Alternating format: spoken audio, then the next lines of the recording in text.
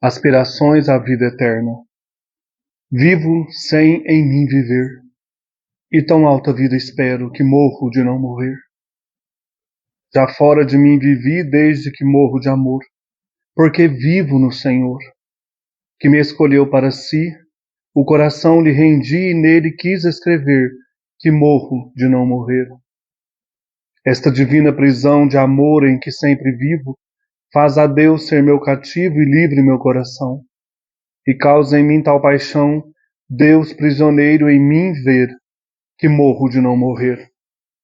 Ai, como é larga esta vida e duros estes desterros, este cárcere e estes ferros em que a alma vive metida, só de esperar a saída me faz tanto padecer, que morro de não morrer. Ai, como a existência é amarga sem o gozo do Senhor, se é doce o divino amor, não é a espera tão larga. Tire-me, Deus, esta carga tão pesada de sofrer, que morro de não morrer. Só vivo pela confiança de que um dia hei de morrer, morrendo o eterno viver tem por seguro a esperança. Ó morte que a vida alcança, não tardes em me atender, que morro de não morrer. Olha que o amor é bem forte, vida, não sejas molesta. Vê, para ganhar-te resta só perder-te, feliz sorte.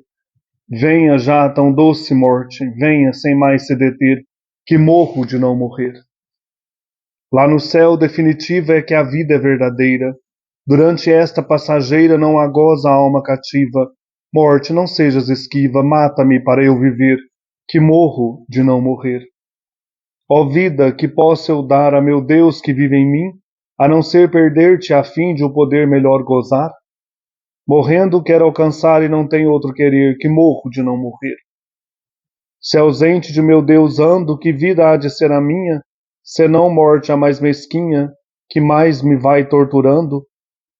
Tenho pena de mim quando me vejo em tanto sofrer, que morro de não morrer. Já de alívio não carece o peixe em saindo da água, pois tem fim toda outra mágoa quando a morte se padece. Pior que morrer parece meu lastimoso viver, que morro de não morrer. Se me começo a aliviar ao ver-te no sacramento, vem-me logo o sentimento de não te poder gozar. Tudo aumenta o meu penar por tão pouco assim ver, que morro de não morrer. Quando me alegro, Senhor, pela esperança de ver-te, penso que posso perder-te e se dobra a minha dor, e vivo em tanto pavor sem na espera esmorecer, que morro de não morrer. Ó, tira-me desta morte e dá-me, Deus meu, a vida, não me tenhas impedida por este laço tão forte.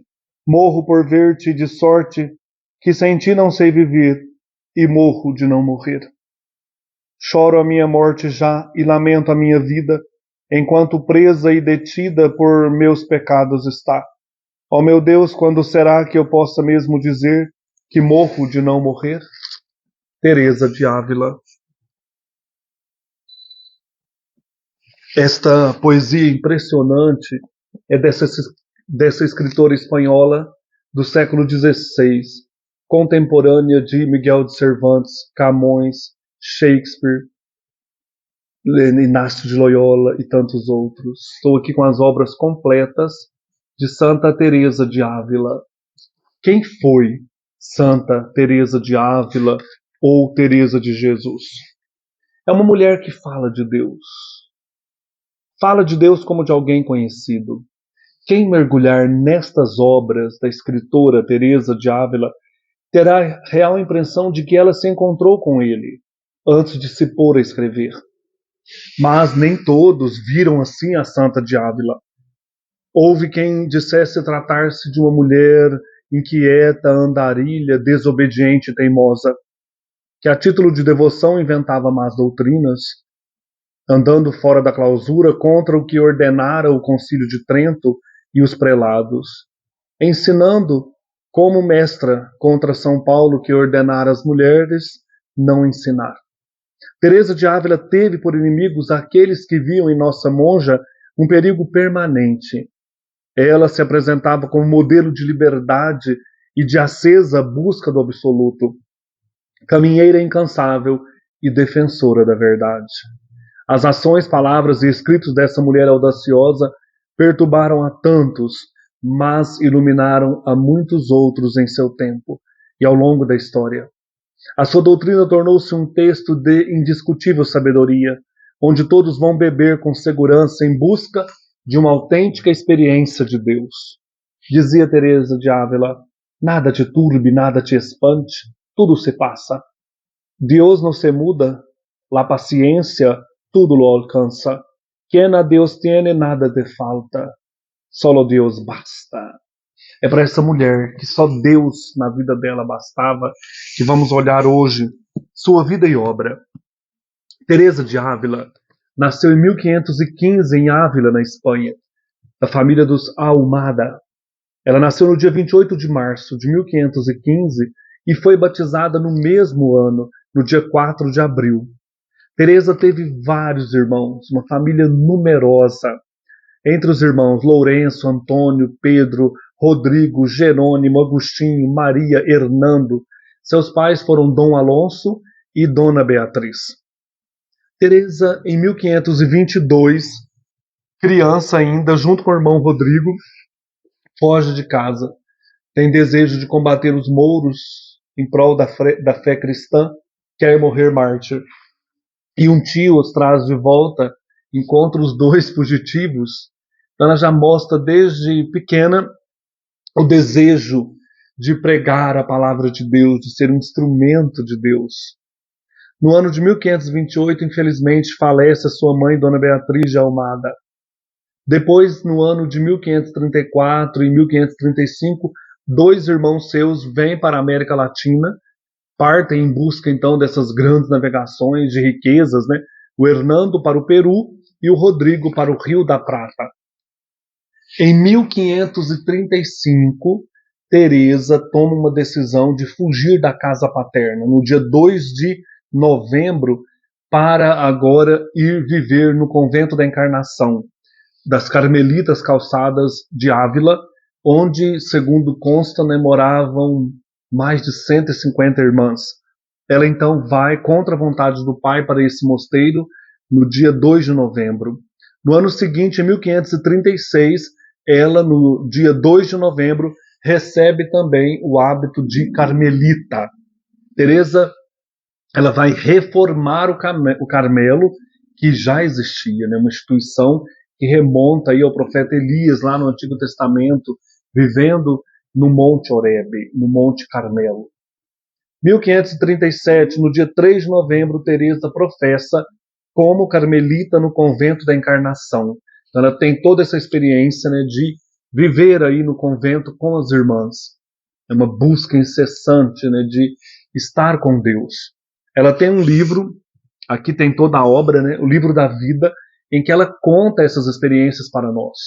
A decisão, né, de abraçar a vida religiosa, as contrariedades que o pai sofre com isso, toda essa busca do absoluto está aqui, né, nas obras completas. Nesta autobiografia, que é interessante, como as Confissões de Agostinho, Teresa revela a sua alma para nós. Ela está tão presente nessa leitura que fala conosco. Como escritora, tem uma vivacidade, ela usa termos muito jocosos, ditados aí do povo, né, espanhol, que mostra toda a riqueza, né, da sua escrita, toda a vivência que ela tinha, né, como leitora das novelas de cavalaria, que ela gostava muito, e também assim toda a sua espiritualidade, né, a sua busca de Deus. Em 1538, infelizmente, ela está muito enferma no outono e ela tem que sair do convento para buscar cura numa cidadezinha chamada Becedas, onde existia uma curandeira, né? Ninguém descobriu o que Teresa tinha. Então ela parte junto com uma outra irmã em busca de cura.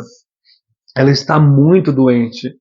Tem uma minissérie espanhola com a Concha Velasco que vai mostrar tudo isso, né? Essa busca nesse momento de enfermidade estranha na vida da santa, que ela passa, né, por várias etapas aí em que a doença vai modificando o seu caráter e ela vai se aprofundando na busca de Deus. Nesse caminho para Becedas, ela passa na casa de um tio que lhe dá um livro interessante de um franciscano chamado Francisco de Osuna, o Terceiro Abecedário. Essa é uma das leituras que vai mudar a vida de Teresa. Então eu vou ler um trecho aqui do livro da vida, o livro da vida, que é um livro impressionante em que ela conta como esse livro mudou a sua experiência. Quando eu ia, aquele tio que morava, como eu disse, no caminho, me deu um livro. Chamava-se Terceiro Abecedário e ensinava a oração de recolhimento. Esse tio era o senhor Pedro de Cepeda, né? O livro, então, que ele lhe dá é desse famoso franciscano, Francisco de Osuna, terceira parte do livro chamado Abecedário Espiritual. E esse exemplar vai mudar a vida da santa, né? É um dos livros espirituais que mais marcaram Santa Teresa. Então ela diz: nesse primeiro ano eu havia lido bons livros, pois não quis mais usar outros, visto que já entendi o mal que me tinham causado. Mas não sabia como agir na oração nem no recolhimento, e por isso aquele livro me deu grande alegria. Decidi seguir aquele caminho com todas as minhas forças. Naquela época o Senhor já me tinha dado o dom das lágrimas, e como eu gostava de ler, comecei a ter momentos de solidão, a confessar-me com frequência e a seguir aquele caminho, tendo referido o livro por mestre. Outro mestre, isto é, algum confessor que me entendesse, busquei durante 20 anos, em que ela vai morar no convento da Encarnação. Mas não a encontrei, o que me ajudou e me fez retroceder muitas vezes, podendo ter me levado à ruína total. Se tivesse tido um confessor, eu teria sido ajudada em evitar as ocasiões de ofender a Deus. Para ver tanto que o livro foi importante para ela, né? O livro era o verdadeiro mestre espiritual de Teresa. Eu encontrei alegria, né? Comecei a ter momentos de solidão, a buscar o recolhimento. Então, a importância da leitura na vida da santa, a importância deste encontro com este livro. E ela vai então para essa cidadezinha. Em 1539 ela está lá, passa por várias, vamos dizer assim, terapias, não resolve nada, né? E tanto que ela retorna nesse ano de 1539 para Ávila, muito doente. Ela vai ter um colapso de 4 dias na casa paterna, no dia 15 de agosto de 1539. E todos vão dá-la como morta, vão abrir até a sepultura lá no convento da Encarnação. Mas o pai dela, né, o senhor Alonso, dizia: minha filha não é feita para a sepultura. E aí ele fica vigiando-a, ela está lá esticada na cama, né, tida como morta, e ele dorme e uma vela cai, queima a cortina, e a fumaça e o fogo acorda Teresa. Então ela vai fazer toda uma trajetória agora de recuperação. Vai ficar paralítica durante quase 3 anos, voltará para o convento da Encarnação, e ela fala: quando eu comecei a andar de gatinhos, né, engatinhar, comecei a louvar a Deus. Então, como na vida também do Inácio de Loyola, em Santa Teresa de Ávila, a enfermidade ajudou ela no processo espiritual de conversão. Então ela passa esse período de provação lá no convento da Encarnação, 3 anos paralítica. E é um momento em que ela volta para dentro de si mesma, né? Na vida espiritual, na busca de Deus, tá? Amadurecendo para compor as grandes obras, né? Em 1542 ela está curada totalmente da doença e volta a relaxar, diz ela, né? Abandonei a vida de oração. 1543, morte do pai. No dia 24 ou 25 de dezembro, Dom Alonso morre, causando uma profunda dor aí na filha, né? Que o pai era tudo para Teresa, né? Em 1546 morre também um de seus irmãos, chamado Antônio, que participou da Batalha de Inhanquito no dia 18 de janeiro, e devido aos ferimentos ele morre. Teresa, dessa época das grandes batalhas, das grandes navegações, da cristandade, o século de ouro espanhol, Filipe II, então a grande armada, né? Tudo isso que aparece também lá em Cervantes, está aqui em Teresa, né? As cavalarias, esses castelos, os bailes, as donas, né? As senhoras, etc. 1548, Teresa, no verão, vai ao Santuário de Guadalupe, agradecer a Nossa Senhora, né? 1554 é um ano importante. Durante a Quaresma, Teresa vê uma imagem do Cristo chagado, Cristo naquela estação do açoite, né? Na cruz ali, em que ele apanha, né, os açoites. Ela para diante dessa imagem e ela diz que começou a contemplar a paixão do Senhor com tal profundidade que ali sim foi um passo importante. Eu preciso mudar, sair do relaxamento, né? Porque passou pela doença, voltou de novo à morosidade, agora eu preciso de uma conversão sincera, né? E é diante dessa imagem, 1554, que ela tem chamado totalmente a mudança de vida. Aí ela começa a confessar com jesuítas importantes da época, Padre Cetina, Padre Prádanos, um outro padre também a atende em 1556, Padre Baltazar Álvares. Então a Teresa está sempre preocupada em ter bons confessores, né, para poder ajudá-la neste caminho. E uma das questões importantes é que ela lê as Confissões de Santo Agostinho. E eu acho que as Confissões foi um dos livros que ajudou Teresa a compor o livro da vida, né?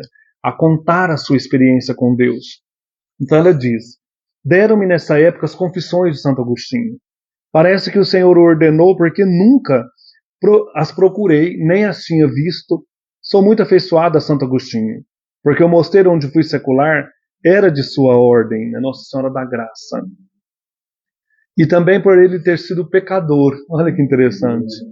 Nos santos que o foram e depois de sê-lo, foram atraídos outra vez pelo Senhor, eu encontrava muito consolo. A pessoa caía e voltava para Deus, né? Parecendo-me que neles encontraria ajuda, e como os havia perdoado, o Senhor também poderia me perdoar. Só uma coisa me desconsolava, como eu disse. O Senhor só os chamou uma vez, eles não voltaram a cair. Quanto a mim, já eram tantos os chamados que isto me afligia, eu caía demais em pecado, né? Mas, considerando o amor que ele tinha por mim, né, Deus, eu me reanimava, pois da sua misericórdia jamais duvidei. Enquanto de mim duvidava com frequência. Valha-me, Deus, como me espanta a teimosia de minha alma, apesar de tanta ajuda de Deus.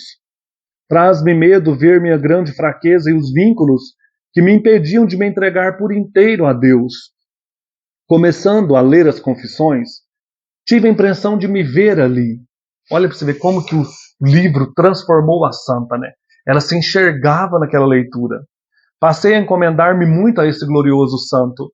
Quando cheguei à sua conversão e li que ele ouvira uma voz no jardim, senti ser o Senhor que me falava. Tamanha foi a dor do meu coração. Passei muito tempo chorando com grande aflição e sofrimento. Então lá Santo Agostinho, nas Confissões, conta que ele estava no jardim em Milão e estava vendo as obras de Paulo, as cartas.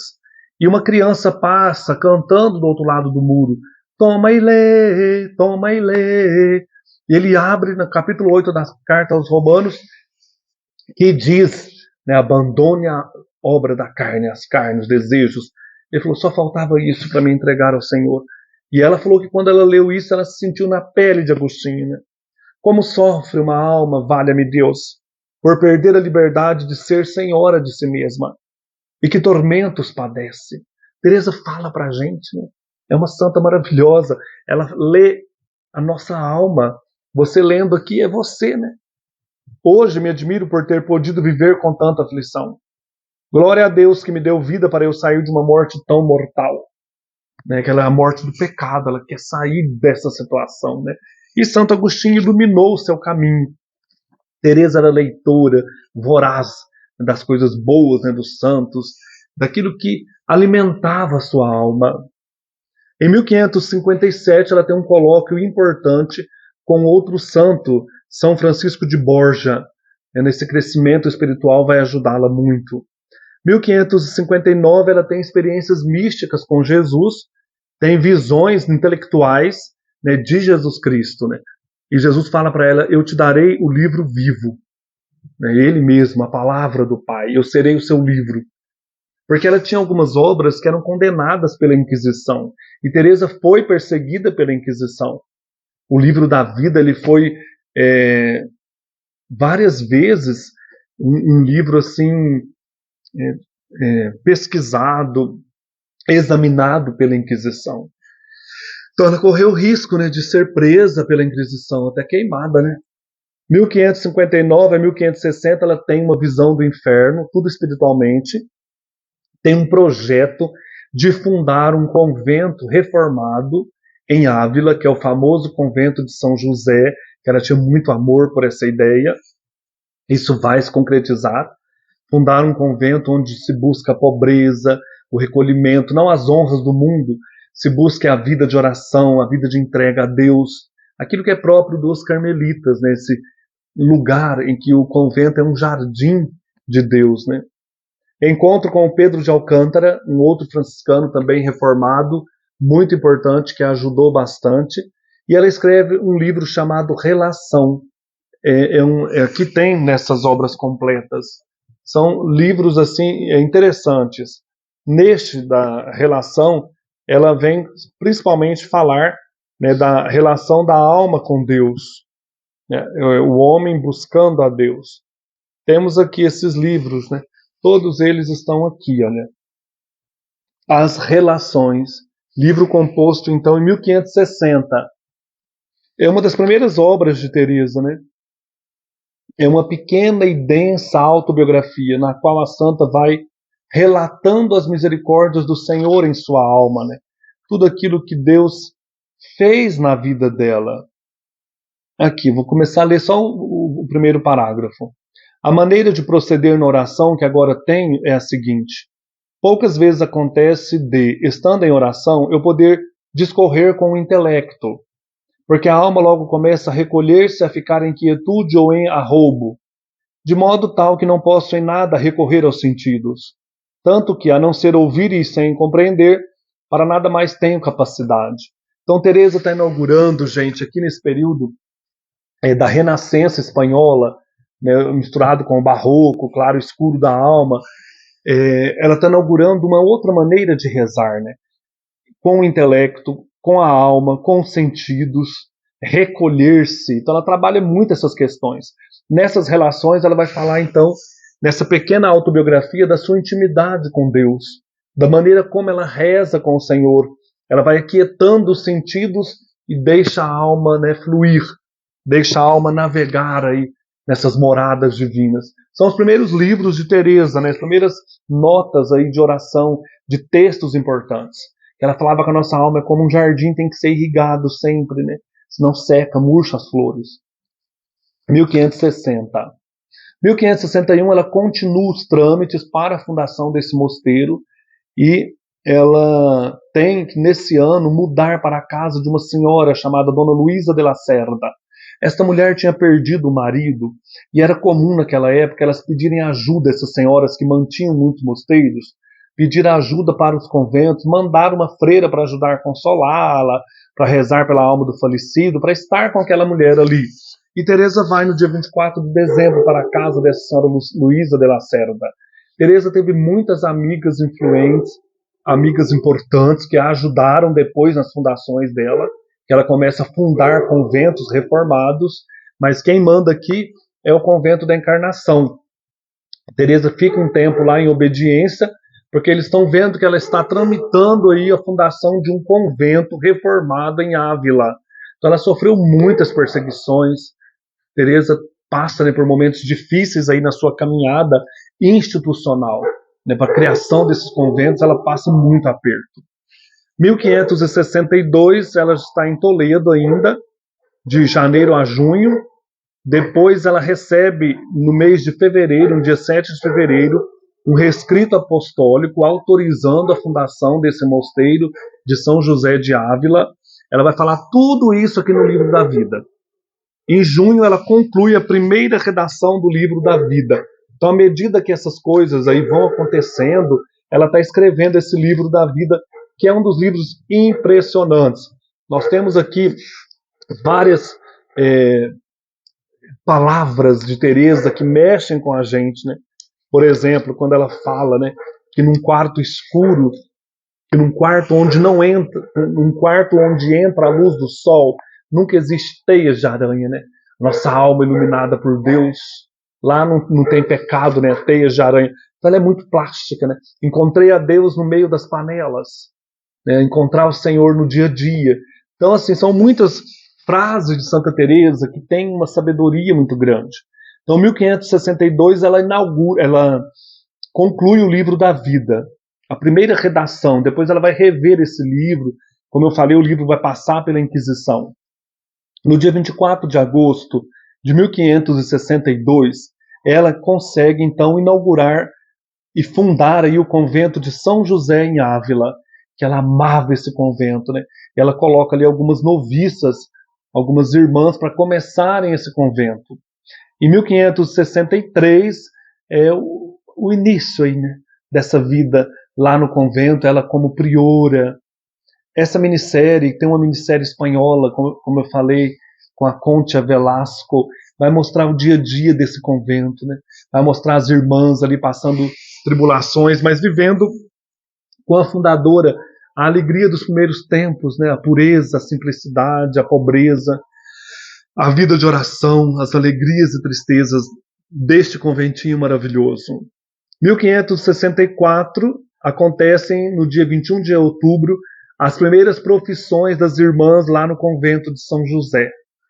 Todos os conventos, se eu não me engano, são dedicados a São José, ou todos os mosteiros, todos os noviciados, não sei. Esse amor por São José, né? 1565, no dia 17 de julho, o Papa Pio IV dá a bula de pobreza do novo Carmelo. Esse reconhecimento aí do Carmelo reformado, as carmelitas descalças. Como eu falei, Teresa não funda o Carmelo, ela reforma. Então, o convento da Encarnação, com essas várias irmãs, era um convento não reformado, claro, né? É Teresa que vai começar esta obra da reforma. Então, em 1565, ela recebe a bula de Pio IV, autorizando a viver essa extrema pobreza no Carmelo. 1566, nós temos um outro livro impressionante, Caminho de Perfeição. Aqui sim ela vai mostrar para as irmãs todo o caminho, né, da freira para chegar junto de Deus. Todo o caminho que a irmã tem que percorrer, né? Por exemplo, olha o que ela diz aqui no capítulo 10. Ponde muita atenção nas coisas pequenas. Lembrei de Santa Teresinha, né? Que é carmelita do século XIX. Viveu profundamente a espiritualidade teresiana, né? Ela era do Carmelo descalço. Ponde muita atenção nas coisas pequenas, e se vos afeiçoardes a alguma criatura, procurai afastar dela o pensamento e voltá-lo para Deus, pois Sua Majestade há de ajudar, né, a sair dos apegos terrenos, né? Aqui, olha, decidi-vos, pois, irmãs, capítulo 10, viestes para morrer por Cristo, não para viver ao bel prazer por Ele. Capítulo 11, assim não podeis ser a um só tempo pobres e regaladas. Cada uma de vós seja em si mesma o que tem de humildade. Veja em si mesma o que tem de humildade. A humildade é a verdade. E verá que proveito obteve. Capítulo 12. Maravilhoso esse livro. Capítulo 13. Não sei para que está no mosteiro quem não quer carregar uma cruz, a não ser aquela que muito se fundamente em razões. Questão das honras, né? Eu sou fidalga. Acabou. Aqui não, que são todas irmãs. Que volte para o mundo onde também suas razões não serão respeitadas. Ela tem umas tiradas boas. Você quer ter razão aqui no mosteiro? Então volte para o mundo. Vamos ver se lá você vai ter razão. Pois é disparate partilhar do seu reino, do reino de Cristo, e dele gozar sem querer participar das desonras e sofrimentos. Caminho de Perfeição, livraço, redigido em 1566. É como que a regra, né, dessas irmãs. Elas devem seguir, né, toda essa vivência que a própria Teresa passava para elas, né? Então, uma obra fundamental no mundo carmelitano e na vida cristã. Em agosto de 1566, ela recebe a visita de um missionário da Índia, Padre Maldonado, que a orienta bastante, né, na vivência carmelitana. 1567, 18 de fevereiro, um padre aí dos carmelitas, o Padre Rubio, visita o Carmelo de Ávila. É a época de visitar, conhecer aquele Carmelo reformado. Dia 27 de abril, Padre Rubel concede-lhe autorização para fundar outros mosteiros em outras cidades. Aí ela vai fazer todo um caminho, né, andando pelas estradas poeirentas da Espanha do século XVI, fundando vários mosteiros. Ainda nesse ano de 1567, ela funda em Medina del Campo, no dia 13 de agosto. E aqui nós temos o livro Fundações, que é um livro que ela vai compor mais à frente, claro, onde ela vai contar as histórias dessas fundações. Livro jocoso, livro muito interessante, mostra as alegrias e agruras dessas irmãs, as dificuldades nas fundações, os trâmites com as pessoas, né, que ela tinha que comprar terrenos, tudo isso, a fundação também do Carmelo masculino, que ela vai reformar o Carmelo masculino junto com São João da Cruz e Padre Antônio de Jesus, que eram lá em Duruelo, vão ajudá-la. E é assim. Então ela conta as histórias, né? Quando a carroça cai, espalha todos os pertences das irmãs, e ela fala: Jesus, estou trabalhando por ti, olha o que está acontecendo aqui, essa carroça quebrou. Jesus fala: é assim que eu trato os meus amigos. Aí ele diz: mas é porque você, ela diz para Jesus, né? Você trata assim os seus amigos, é por isso que você tem tão poucos amigos. Então ela é muito engraçada, tem hora, né? Mas tirando isso, essas anedotas, elas passavam muitas tribulações, dificuldades para fundar, já existiam outros mosteiros, confusões, brigas com outras ordens. Muitas vezes chegavam à noite nas cidades, tinham touros vagando por ali, né, as touradas. Então são várias enchentes, irmãs com medo à noite nas estradas, com os bandidos, né, medo de bandido. Então tem tudo isso, irmã com medo de assombração também. Então esse livro das fundações é maravilhoso. Você vai conhecer o dia a dia de Santa Teresa de Ávila, ver como que um santo é no dia a dia. Vale a pena ler. Livro que ela vai compor mais à frente. Então ela começa em 1568 as fundações. Por exemplo, em 1567, né, ela funda em Medina del Campo. Ela nunca sai da Espanha, mas ela viaja bastante dentro da Espanha. Em 1568 ela funda em Malagón, em abril. Em agosto ela vai de Medina a Valladolid com São João da Cruz, que é um grande santo também do período, né? Ele era carmelita e também reforma o Carmelo, sofre perseguições dos frades e vai ser um apoio espiritual muito grande para Santa Teresa. Em 1568, 15 de agosto, funda o Carmelo de Valladolid. Depois, 28 de novembro, funda o Carmelo dos Frades Descalços em Duruelo. Vai ser uma casinha muito interessante, um Carmelo masculino muito forte aí. O João da Cruz e o Antônio de Jesus vão morar lá. 1569, 14 de maio, fundação do convento de Toledo. 22 de junho, fundação do convento das monjas em Pastrana, que aí vai ter uma confusão com uma princesa, a princesa de Éboli, tinha perdido o marido, e essa mulher que estava ajudando as irmãs resolve entrar no convento. E aí ela quer mandar na madre, é uma loucura. As irmãs têm que fugir de Pastrana, das garras dessa mulher, né, e é um problemão para Santa Teresa de Ávila, né, a princesa de Éboli. 1569, 26 de agosto, nomeação de visitadores dominicanos. 1570, 1º de novembro, a fundação do convento de Salamanca. 1571, fundação de Alba de Tormes, 25 de janeiro. 6 de outubro, Teresa, enfim, é priora no convento da Encarnação em Ávila. Com aprovação para ela, né? Ser priora naquele convento da Encarnação, que era o convento não reformado. Muitas irmãs ali criticavam essas reformas. Ela passa por muitas tribulações, mas tem uma ideia genial, né? Chama João da Cruz para ser o confessor. 1572, ela escreve um livro interessante, bem pequenininho, Resposta a um Desafio. Está aqui dentro também. Esse livro, ele é uma coisa assim bem da época mesmo, né? Responder a desafios. E também temos, além das fundações, as relações, né? Deixa eu mostrar aqui. Conceitos do amor a Deus, são pequenos opúsculos, exclamações da alma a Deus. Resposta a um desafio. É um livro bem pequeno, ele tem 2 páginas. É um brevíssimo escrito, uma espécie de versão literária para o campo espiritual. dos antigos torneios ou justas de cavalaria, muito difundida nos primeiros tempos da Reforma. Um cavaleiro, no caso aqui Padre Graciano, noviço em Pastrana, secundado por outros cavaleiros e filhas da Virgem, envia um desafio às monjas da Encarnação. Elas aceitam o repto e respondem dispostas a entrar na liça. Então tem toda essa linguagem de novela de cavalaria. E aí a Madre Teresa compõe esse resposta a um desafio do Padre Graciano, colocando o nome das irmãs, quais os desafios que elas devem cumprir, o que elas colocam para os monges.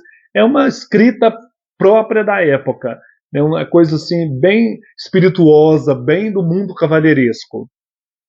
Achei isso muito legal. 1572, 18 de novembro, Teresa tem a graça do matrimônio místico espiritual. O Bernini fez uma escultura maravilhosa, né, que o anjo atinge com a flecha, com a seta do amor de Deus o coração de Teresa, né? Tem uma festa da transverberação do coração da Santa Madre no Carmelo. O coração dela foi mesmo chagado por Jesus. Muito bonito isso. Ela une-se misticamente com Cristo, né? 1573, no dia 27 de agosto, começa a redação das fundações em Salamanca, que é aquele livro que eu já mostrei, ela contando as histórias aí de fundação dos mosteiros. 1574, em março, ela viaja de Alba para Segóvia, tendo como companheiro aí de viagem São João da Cruz.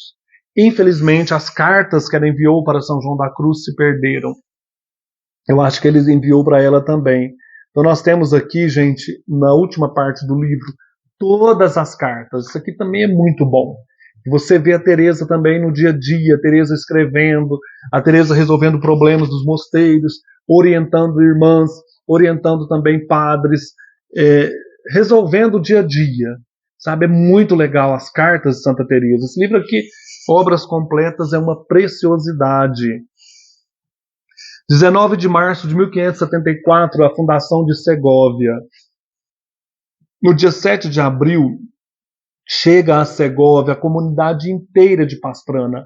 Tiveram que fugir à noite, né? Os frades colocaram as irmãs em carroças, fugindo aí dessa princesa de Éboli. Virou um inferno dentro do convento, né? Essa mulher foi morar lá depois que o marido morreu e queria mudar todas as regras, né? E aí as irmãs têm que fugir das garras. Porque muitas vezes esses nobres fidalgos, eles ajudavam na fundação dos mosteiros, e essa mulher aqui, a princesa de Éboli, se achava dona do mosteiro. Então Teresa fala, não temos aqui, somos presos a ninguém, somos livres, né? E tira todas as irmãs de lá. Eu achei isso genial. Vem à noite para Segóvia essas irmãs. Teresa regressa nesse ano a São José de Ávila, e termina o seu mandato como priora no dia 6 de outubro do convento da Encarnação. E ela então pode morar aí por um tempo no convento de São José de Ávila. 1575, a fundação do convento de Beas, 24 de fevereiro. Abril e maio ela encontra com outro grande diretor espiritual da sua vida e amigo, Jerônimo Gracián, em Beas, né, que é esse frade que vai ajudá-la muito. 29 de maio, fundação de Sevilha. Julho, a Inquisição toma e examina o livro da vida, como eu já falei. Depois ela foi denunciada à Inquisição de Sevilha, mas ela consegue passar também por tudo isso. 1576, no dia 4 de junho, ela viaja de Sevilha a Toledo e no verão escreve Modo de visitar os conventos. Como que as prioras, os frades devem visitar os conventos, para saber como está a vida religiosa, né? Nós, franciscanos, temos as visitas, né, a cada capítulo, a cada 3 anos, para rever a vida, animar os frades nessa vivência espiritual. 1577, janeiro, fevereiro, ela está pensando em escrever um livro importante, que ela vai começar em junho, no dia 2, Castelo Interior, que é um livraço também. Castelo Interior. Que livro maravilhoso, né? Nossa alma nas moradas, ou moradas, né? Essa busca de chegar à morada, a morada mais profunda, né? É muito bonito, muito lindo isso aqui. Deixa eu ler só um trecho aqui, eu peguei no capítulo 2. Um homem espiritual disse-me certa vez que não se espantava com o que faz aquele que está em pecado mortal, mas com o que não faz. Aí, guardar a cidade da alma, né? Guardar a nossa alma. Abri aqui também, aqui, ó, né? Castelo Interior, capítulo 3. Irmãs, não, o Senhor quer obras. Se vedes uma irmã enferma a quem podeis dar algum alívio, não vos importeis em perder essa devoção e tende compaixão dela. Você quer ir rezar, tem uma irmã doente, vá cuidar primeiro da irmã. Olha que bonito. Se ela sente alguma dor, doa-vos como se a sentisseis vós. E se for necessário, jejuai para que ela coma. Não tanto por ela, mas porque sabeis que o vosso Senhor deseja isso. Que lindo, né? São Francisco puro também, né? Primeiro vale a caridade para com o outro. Não adianta nada você ter grandes revelações espirituais, mas seu irmão está sofrendo. Né? Então, aqui ainda nesse capítulo 3, essas moradas da alma, ela vai falar algo aqui que eu lembrei de Santa Teresinha. Eu até escrevi aqui quando eu li esse livro. Já que esse ponto tem tal importância para nós, procuremos, irmãs, verificar como caminhamos neste aspecto, mesmo em coisas miúdas, coisas pequenas. Não façamos caso de coisas grandiosas, que se apresentam a nós em conjunto na oração, e nos persuadem de que faremos e aconteceremos por amor ao próximo, e por uma única alma que se salve, porque se as obras posteriores não estão em concordância com isso, não é de crer que o faremos. O mesmo digo da humildade e de todas as virtudes. Ser humilde, né, nas coisas pequenas. Nossa, meu Deus. É muito bonito, né? Muito forte, Teresa de Ávila. Aqui mais uma, olha.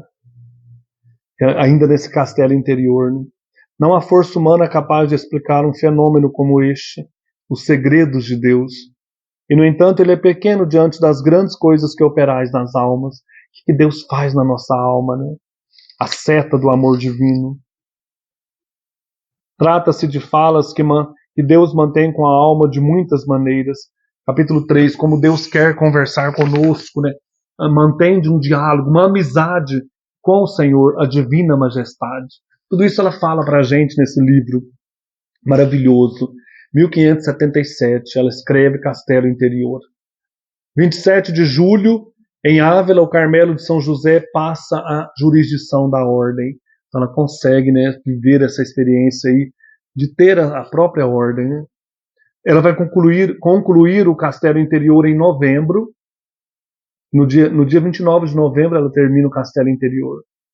E no dia 24 de dezembro ela cai de uma escada e desloca o braço esquerdo. Né? Ela vai sofrer muitas dores.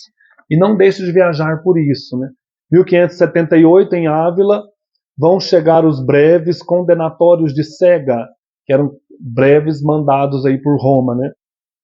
1579, em 6 de junho, ela escreve 4 avisos aos irmãos descalços, orientações para a vida no mosteiro. Né? Ela viaja a Medina, Valladolid, Salamanca, Alba de Tormes, Ávila, Toledo e Malagón. É incansável caminheira. 1580, em fevereiro, funda ainda Villanueva de la Jara. Funda um convento nessa cidade. Viaja de Villanueva a Toledo, Madrid e Segóvia. 22 de junho, breve da separação dos descalços. Né? Os descalços conseguem, então, a separação dos calçados. Frei João da Cruz sofre muita perseguição. As irmãs, acho que de Toledo, muitas vezes tiveram que abrigar ele dentro do convento. Ele ficou preso no cárcere em Toledo. E também escreve obras geniais de espiritualidade, né, de poesia. 26 de junho, morre o seu irmão Lourenço em Lacerda. Agosto, Teresa está gravemente enferma em Valladolid. 1580, ela sofre muitas tribulações também, com uma sobrinha sua nesse convento. 20 de dezembro, fundação de Palência. 1581, em 3 de março, o capítulo de Alcalá de Henares. Ela escreve o livro Relação, que está aqui também na obra completa. 3 de junho, fundação de Soria. Viaja para Soria, Osma, Vila Castim e Ávila. 10 de setembro, ela é priora no convento de São José de Ávila, 1581.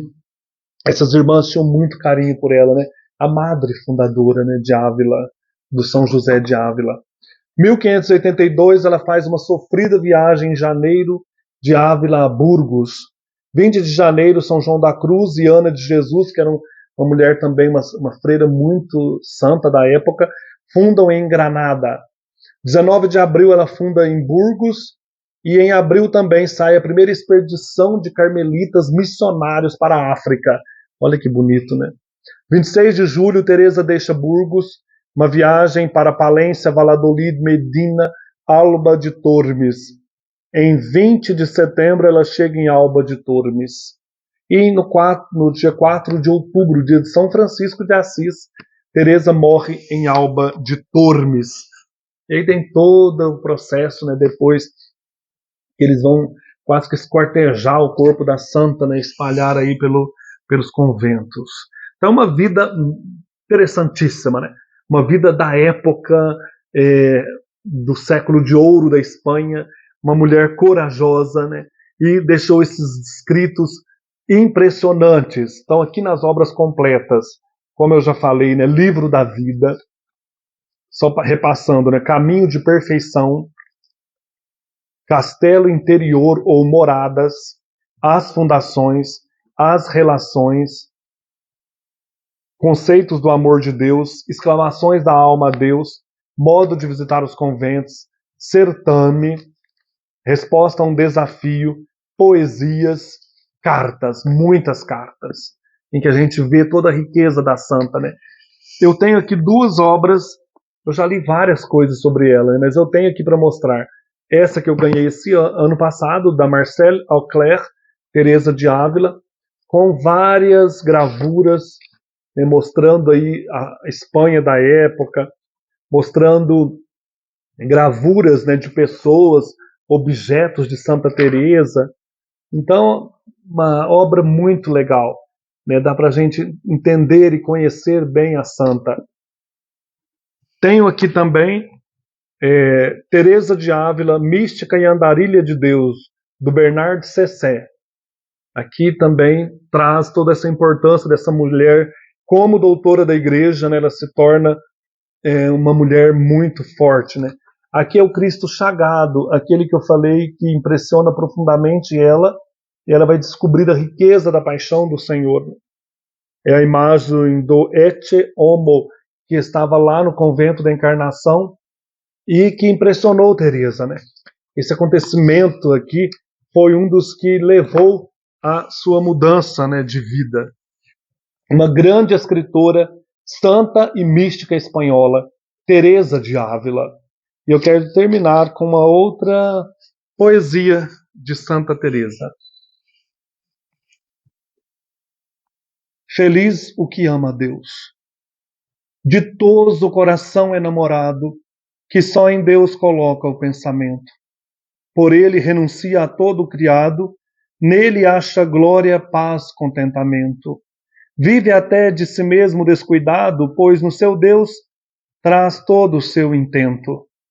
E assim transpõe sereno e jubiloso as ondas deste mar tempestuoso. Transpõe as ondas do mar da vida. Teresa de Ávila. Um abraço, até mais.